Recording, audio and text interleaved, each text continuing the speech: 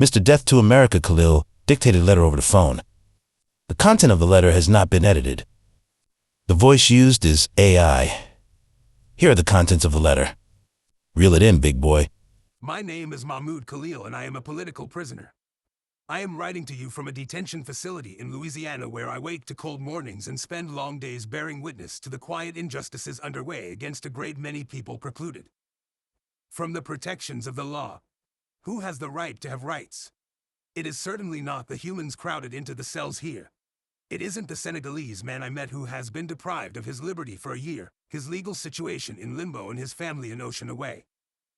It isn't the 21-year-old detainee I met, who stepped foot in this country at age 9, only to be deported without so much as a hearing. Justice escapes the contours of this nation's immigration facilities. On March 8th, I was taken by DHS agents who refused to provide a warrant and accosted my wife and me as we returned from dinner. By now, the footage of that night has been made public. Before I knew what was happening, agents handcuffed and forced me into an unmarked car. At that moment, my only concern was for Noor's safety. I had no idea if she would be taken too, since the agents had threatened to arrest her for not leaving my side. DHS would not tell me anything for hours. I did not know the cause of my arrest or if I was facing immediate deportation. At 26 Federal Plaza, I slept on the cold floor. In the early morning hours, agents transported me to another facility in Elizabeth, New Jersey. There, I slept on the ground and was refused a blanket despite my request.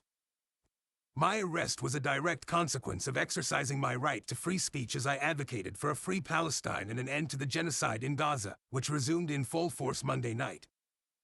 With January's ceasefire now broken, parents in Gaza are once again cradling two small shrouds, and families are forced to weigh starvation and displacement against bombs. It is our moral imperative to persist in the struggle for their complete freedom. Presidents Shafiq, Armstrong, and Dean Yari Milo laid the groundwork for the U.S. government to target me by arbitrarily disciplining pro-Palestinian students and allowing viral doxing campaigns, based on racism and disinformation, to go unchecked. I was born in a Palestinian refugee camp in Syria to a family which has been displaced from their land since the 1948 Nakba. I spent my youth in proximity to yet distant from my homeland. But being Palestinian is an experience that transcends borders. I see in my circumstances similarities to Israel's use of administrative detention, imprisonment without trial or charge, to strip Palestinians of their rights. I think of our friend Omar Khatib, who was incarcerated without charge or trial by Israel as he returned home from travel. I think of Gaza hospital director and pediatrician Dr. Hussam Abu Safia, who was taken captive by the Israeli military on December 27th and remains in an Israeli torture camp today. For Palestinians, imprisonment without due process is commonplace. I have always believed that my duty is not only to liberate myself from the oppressor, but also to liberate my oppressors from their hatred and fear.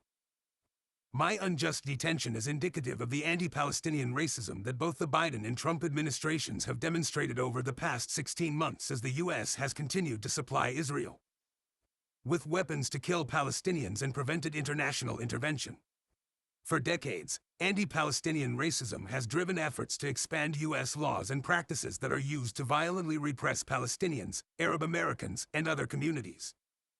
That is precisely why I am being targeted.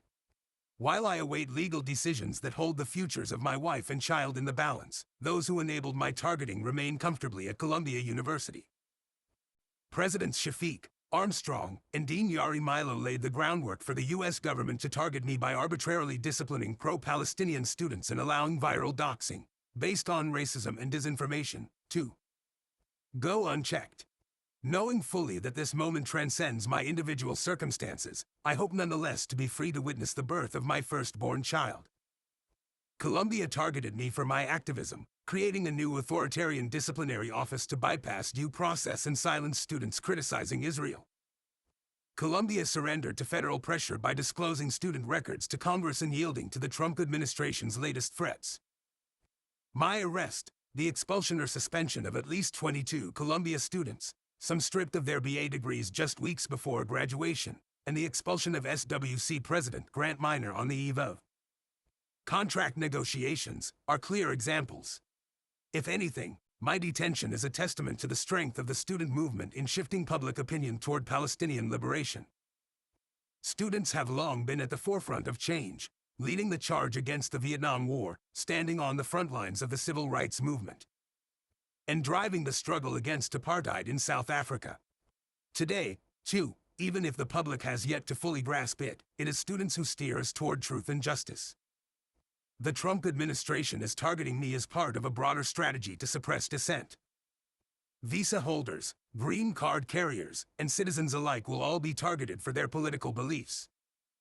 In the weeks ahead, students, advocates, and elected officials must unite to defend the right to protest for Palestine. At stake are not just our voices, but the fundamental civil liberties of all. Knowing fully that this moment transcends my individual circumstances, I hope nonetheless to be free to witness the birth of my firstborn child. I want to remind everyone the views expressed in this letter are not ours and may be considered radical or extreme. Viewer discretion was advised. So, what do you think of Mr. Death to America letter? Does anything he said make sense or align with your views? Follow us and let us know in the comments. Thank you.